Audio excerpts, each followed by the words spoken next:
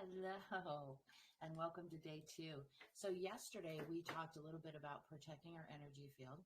We talked about universal spiritual law, and today we're going to dive in with spirituality. And why is this important? Well, spirituality is important because all religions are formed from some sort of universal spiritual law and many others. Spirituality is a broad concept with room for many perspectives. In general, it includes a sense of connection to something bigger than ourselves and typically involves a search for the meaning of life. As such, it is a universal human experience, something that touches us all on some level or another. People may describe a spiritual experience as sacred or transcendent or simply a deep sense of aliveness and interconnectedness. And that's spirituality. Some may find that their spiritual life is linked to their association with the church, a temple, a mosque, a synagogue. Others may pray or find comfort in a personal relationship with a God or a higher power. But what is spirituality?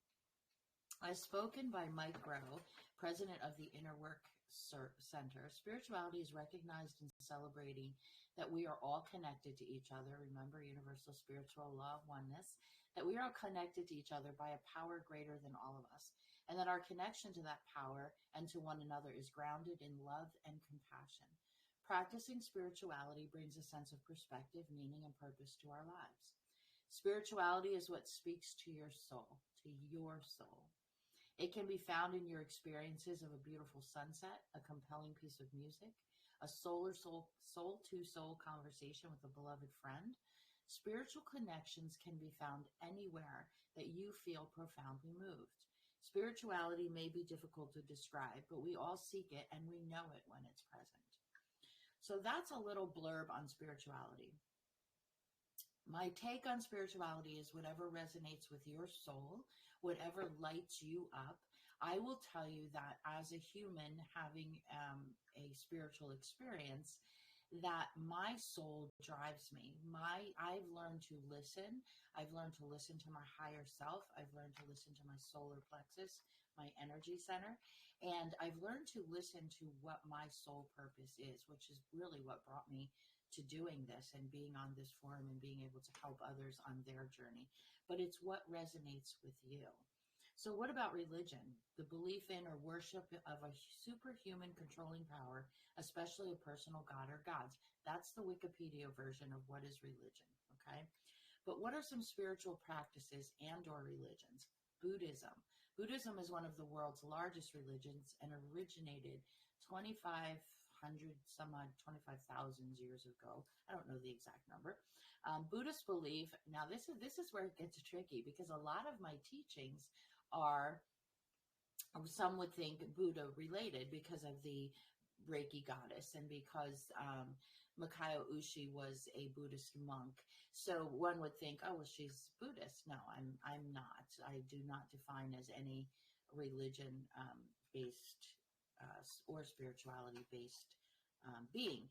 However, this is what really, like, people might not know this, but Buddhists believe that human life is one of suffering and that meditation, spiritual and physical labor, and good behavior are the only ways to achieve enlightenment or nirvana. Can you imagine? But again, no, I'm not questioning anyone's faith or what their practice is. I'm just stating that I never realized that that's what their belief was. Tao rituals involve purification, meditation, and offerings to deities. I did a Tao ceremony. It was absolutely beautiful, absolutely beautiful.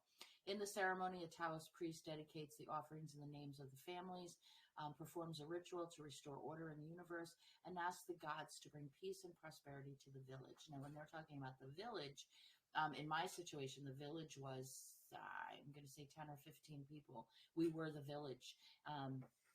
And we brought gifts to the altar, and then the priest or the highest monk was kept secret and out of sight until the actual ceremony took place. So it was pretty cool. Shamanism is a spiritual practice found in cultures around the world from ancient times up to the present day. First and foremost, shamans' practices are practical and acceptable.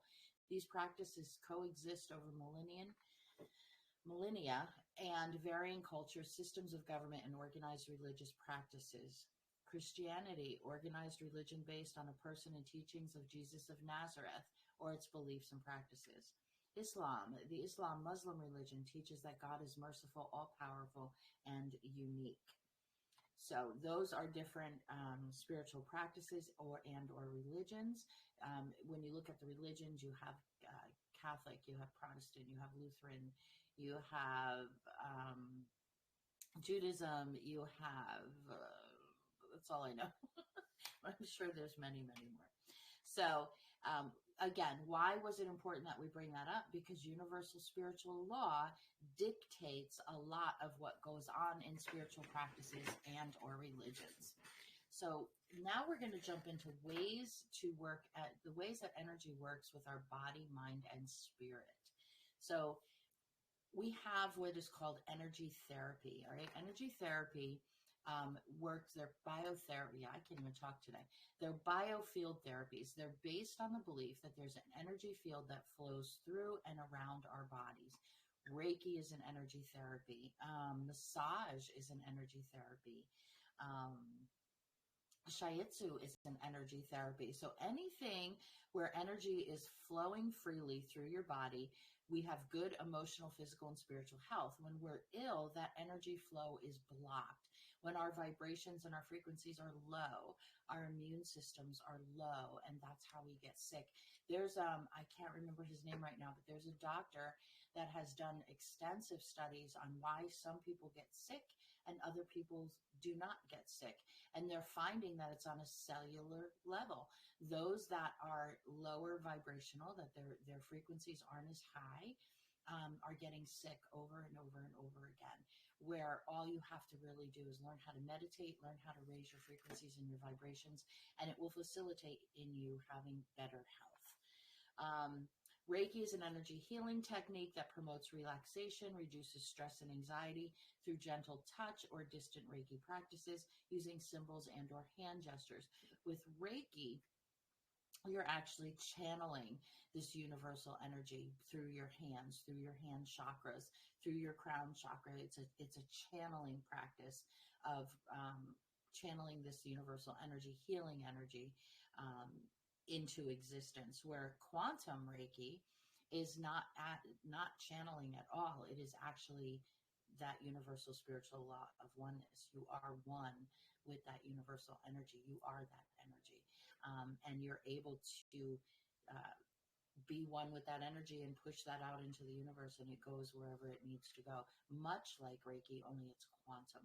And I'm still in the infancy stages of learning quantum Reiki, but I did just finish Modular 1, and it is fascinating. Fascinating. Master energy worker, one who believes that body is energy, combines energy therapy and Reiki practices for emotional, physical, and spiritual health of others. Shiatsu is a form of therapeutic body work. It's from Japan, and much like massage, it uses kneading, pressing, soothing, tapping, and stretching techniques, and is performed without oils through light and comfortable clothing. Massage therapy, as we know, massage therapy involves using different pressures, movement, and techniques that manipulate muscles and other soft tissues in the body. A massage therapist has to be licensed. Why? Why? Because you're dealing with soft tissue. You're dealing with muscles. If you don't know what you're doing, you could actually hurt somebody.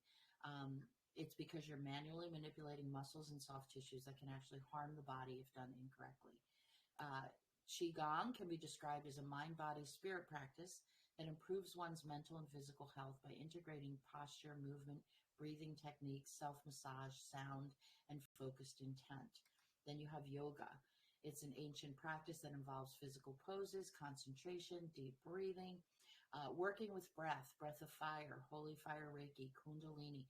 This is all breath work in addition to working with some sort of modality of energy healing or energy therapy. But protection is key on this journey, and we talked about that in lesson number 1 on how to protect yourself. And now we're going to go a little bit deeper into that, okay? Breathing in your power. Life is full of moments that can cause us to feel overwhelmed, stressed, and reactive. These triggers can throw your energy and disturb your peace in every emotion. Research has proven that breathwork alone has an instant and powerful effect on every part of your body and your mind, as well as your soul and your energy systems. Imagine that as you inhale, you draw in white light, and with every exhale, you breathe out and release anything that no longer serves you. So that's where your imagination and your breath work come together. You're taking that deep breath in through your nose and you're pushing your belly out, your diaphragm out, and you're holding it. And then when you release out of your mouth, you're releasing anything that no longer serves you. I usually take that one step further too. Not only do I release anything that no longer serves me, but I imagine that white light just blowing out and being completely around me. Affirmations, the power of words, the things that we tell ourselves. Power of words are incredibly easy and effective tool in any situation where you would like to protect yourself, energetically, emotionally, and mentally. Remember, your thoughts create your reality. We will go over this later, but by simply reminding yourself of who's in control of your own body, aka energy, so it is. You control yourself. Nobody else can control your energy but you. People often ask me, well, how can I get my husband to change? Or how can I get my child to change? You can't. You cannot change another human being, but you can change yourself. And once you shift your energy, the energy around you will start to shift. And I'm seeing this over and over. We had a holistic retreat a couple of weekends ago, and the change that took place with the people that attended this retreat is phenomenal. To see their personal lives taking off, to see things changing for them is a beautiful thing to watch. Absolutely beautiful. But again, it's the things that you tell yourself. Your thoughts create your reality. So if it's something that resonates with your soul and you want to bring that into fruition, you have to reaffirm it. You have to affirm that this is what you want. But protecting your energy field at all costs. This exercise enables you to seal off your aura and protect yourself from any person, situation, or environment. As you're doing the breath work, imagine, like I said, that deep breath in through your nose, and you're bringing that white light down over your body, all the way down to the bottom of your feet. You're going to anchor it into the earth, and then you're going to breathe out anything that no longer serves you. When you're breathing out, I like to imagine that white light coming back up over. So it's a complete encapsulated bubble.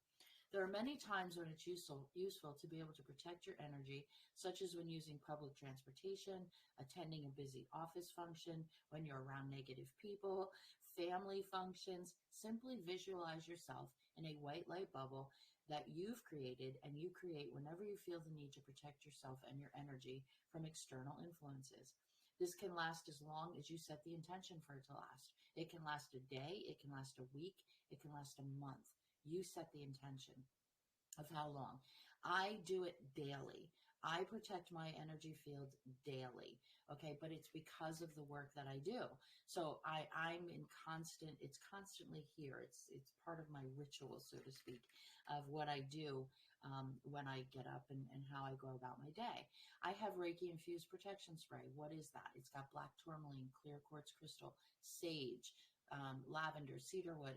It creates that shellac over my protective bubble that I know nobody's going to break through. I also have roll-ons that do that too. But again, it's that armor that I use in addition to my crystals. And in addition to using your breath work, when you're protecting your energy field, you also want to ground at the same time. What does it mean to ground? To ground yourself means to center yourself, to get yourself so that your thoughts aren't all over the place, that you don't feel off balance, you have a little bit of vertigo going on. Whatever makes you feel off, okay, is when you need to ground the most. You can have someone else help you ground if you can't do it yourself and you're just not real sure. Just by having someone grab your ankles, just holding your ankles with you sitting and them holding your ankles, that will ground you down. Pushing your feet down into the surface below you. Meditation. I have a great meditation in the handout by Jason Stevenson. He is my go-to. I actually love his voice. I love his content. But there's a root chakra meditation that is extremely helpful in grounding. So name some things that you absolutely love to do that does not involve food or another person. Painting, drawing, coloring, dancing, singing, walking in the rain, staring at the moon, sun gazing, whatever it is that you enjoy that brings you joy, do that, and that will ground you. It's really that simple. Grounding can be performed both outdoors and indoors, depending on the technique you choose to use. Outdoors, when you're outside, you can easily ground yourself by allowing the bottoms of your feet or the palms of your hands or your entire body to touch the earth. Take your shoes off, go barefoot, just stand there for a minute and feel the vibration of Mother Earth underneath your feet. If you stand there long enough, you will feel it. You can touch a tree. I know it sounds stupid, but touching a tree, tree hugger, if you stand there long enough, you will feel the vibration of that tree and the power that that tree holds as you're standing there, grounding yourself into the earth.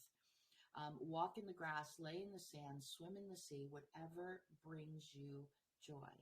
Signs that you're ungrounded, feeling disoriented or overwhelmed, having a strong need to get away from people, finding yourself daydreaming or losing touch with reality, being agitated or feeling a sense of anxiety. I get that one a lot.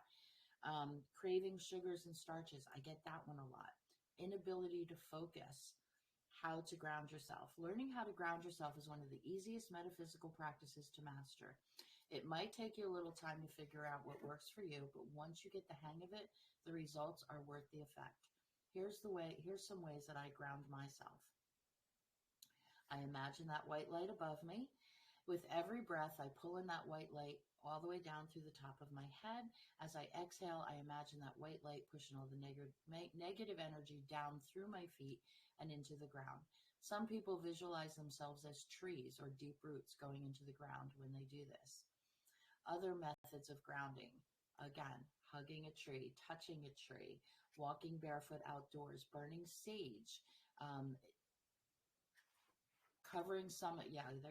burning sage and allow it to cover every part of your body. Take a sage stick and just kind of go like that. I also have a Selenite Wand, okay? Now the Selenite Wand doesn't help with grounding, but it helps clear out any energies that I have around me that no longer serve me, and then that clears the way for me to bring in that white light, and I use that sage and just ground myself that way. Grounding stones, black tourmaline, tiger's eye, onyx, jasper, green aventurine. Hold the stone in your hand and envision it empowering you. Wear it. I have black obsidian on the front and I have black tourmaline in the back, so I'm constantly protected. Carry it in your purse or your pocket. Put it in your wallet. Whatever works for you, but make sure that you are protecting your energy field and make sure you are grounding. Very, very important. So when we do that, and we have learned how to ground ourselves, and we understand that we need to protect our energy field. Now we're going to train our brain, okay? So training our brain, mind over matter, training your brain. What does that mean? Okay? A new health study finds that mind over matter may actually work. In an interesting twist to the enduring nature versus nurture debate, a new study from Stanford University finds that just thinking you're prone to a given outcome may trump both nature and nurture. In fact, simply believing a physical reality about yourself can actually nudge the body in that direction, sometimes even more than actually being prone to the reality. Remember universal spiritual law?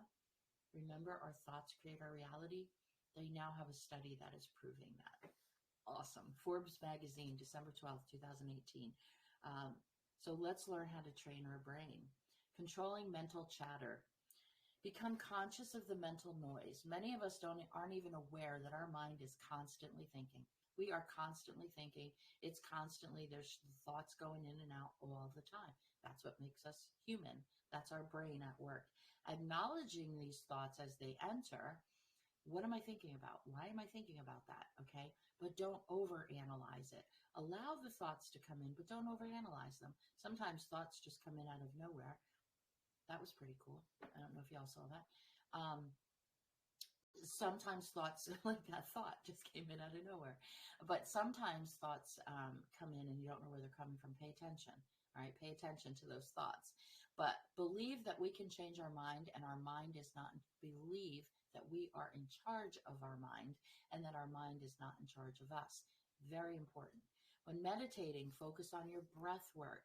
We'll learn this when we talked about taking that deep breath in and pushing that belly out and holding it and then releasing. That's breath work. So when you're meditating and you find these thoughts coming in, stop focusing on the thought and redirect yourself to your breath. Taking that deep breath in and that breathing. And once you redirect, you focus on the breath work. You're in control of where you go and what you think. When meditating, focus on the breathing. Allow the thought to enter and then redirect your focus back to your breath. Controlled breathing by counting. This is mindful meditation. If you're doing 1, 2, 3, 4, hold, 1, 2, release, 1, 2, 3, 4, hold, 1, 2. So you can actually count the breath also. That's mindful meditation, where you're actually just focusing on the breath. You're focusing on the counting. The important part of this, the important part of controlling your mind is that A, you're in control of your thoughts. You're in control of this event of trying to meditate, but also we get in our own way as humans. We are the ones that sabotage what we're trying to accomplish. No, you have to have a knowing that your soul is receiving the information that it needs to receive during meditation, even if our conscious mind is not. We're setting the intention. We are putting ourselves out there. We are opening ourselves up with our protection field, and we are asking that the universe provide, and it will on a cellular soul level. But you have to understand that it's in universal time and divine timing, not ours, even though we want it to happen right away. Being able to block out noises around you is by simply acknowledging that they're there, but not focusing on them. Fire trucks going by when you're meditating, dogs barking, kids yelling, whatever's going on around you, having the ability to block that out is controlling your mind, is being able to control what's going on. Easier said than done, right? But not really. So again, do the deep breathing exercises. Practice, practice, practice. Inhale through the nose, pushing out that belly, holding it, and releasing out your mouth. So when you release out your mouth, you're bringing your diaphragm back in. Just practice that. That's all you have to do. In through the nose, pushing the belly out, and release. And practice makes perfect, okay? And you can hold it for as long as you need to hold it, or for however long you want to hold it. You should sit in meditation for 20 minutes every day. Unless you're too busy, then you should sit for an hour. That's a Zen proverb. So types of meditation. We talked about mindful meditation. You're paying attention to the thought as they pass through. This practice combines concentration with awareness. Just sit with yourself with no expectations and relax. Allow the thoughts to come in and allow the thoughts to go out. And I stand corrected. The breath work is focused meditation, not mindful. Mindful meditation is just, yep, they're there. Not going to worry about it. We're just going to keep doing what we need to do. Bring our direction back to our breath. That's our focused meditation. Spiritual meditation is prayer. Again, focused meditation is counting the breaths. Movement meditation, walking a labyrinth, doing Qigong, yoga. Mantra meditation, doing the Om chant. Those are my favorites. Each chakra or each energy center has a frequency that it's associated with. The crown chakra is the Om, and then you've got the root chakra is the Lam, the Vam, the Ram, and so I don't know them all off the top of my head, but these are chants that you do in each energy center, and the vibration and the frequency will get them in sync, okay? And then you have visualization meditation, and this practice involves imaging a scene vividly and using all 5 of your senses as much as possible. Visualization meditation, I can't stand it. That's me. I can't see the meadow. I can't see the silver thing. I can't see any of that. And I wasted so much time getting angry because I couldn't see in a guided meditation what people were telling me to see, that I was missing the point. It's not about the meadow. It's not about the arc. It's not about the door. It's about relaxation. That's all it's about. So don't focus so much on, if you're listening to a guided meditation, what they're telling you to see. Just go with it. Go with the feeling. And if you don't see it, don't worry about it. It's not a big deal. Trust your intuition. This isn't always about just being a psychic or an intuitive reader. This is about life, everyday life, and trusting your own gut. We don't hear our intuition because of our ego. Judgment, fear, lack of self-esteem, lack of work on ourselves all come from ego. I call it edging God out. Our minds are designed to protect us and keep us safe. It will go back to certain events and what energetic cords are attached to those events. And it's up to us to rewire those cords using affirmations. This requires trust. So our bodies innately will go back to a situation, and we may stay there even if it's a bad situation. I'm going to use a domestic violence situation or emotional abuse. You're going to continually go back because you don't know any different. You don't know how to change it, and it's comfortable. It's like those old worn out pair of shoes that are in your closet that you will never throw away because they're comfortable. But when it's holding you back from your divine path and your true spiritual journey, you have no choice but to cut those cords or throw those shoes away. It's time. So turn up your passion, have faith, make a plan, and manifest it. Create the life that you want. Be very clear with what you want. Ask the universe for it. Take action. Help the universe make it happen. Trust the process. Remember, it's going to be in divine timing, not ours. Acknowledge what is being sent to you along the way. Pay attention. Pay attention to those synchronicities, those angel numbers. Listen to them. Listen to the vibration. Increase your vibration. How do you do that? Do something that you love. Listen to music. Sing. Walk in the rain. Whatever it is that you need to do to raise your vibrations. And clear all resistance, meaning let go of your ego. Get out of your own way. That's the best way to do to take care of your ego, is to just get out of your own way. Your ego, again, is designed to protect you, but your soul is designed to guide you. So the next class that we're going to be doing is the introduction to our our energetic bodies. And we're going to learn about chakras. We're going to learn about frequencies. We're going to learn about how the chakras and the energy centers work with our physical bodies. And that's going to be in lesson 3. So you guys have a blessed day, and we'll talk soon.